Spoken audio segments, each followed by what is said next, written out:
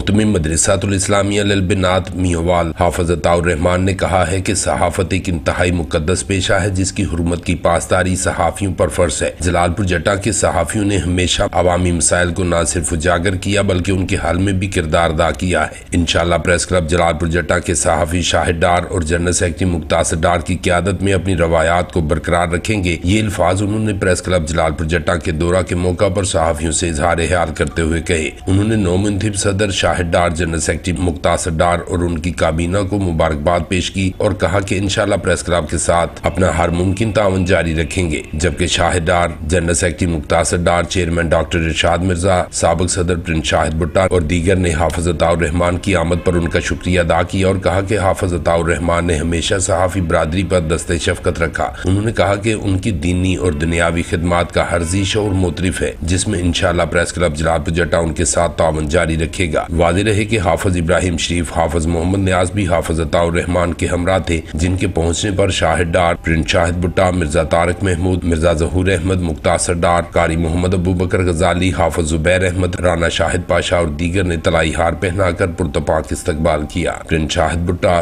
BB1 news, Jalalpur Jata.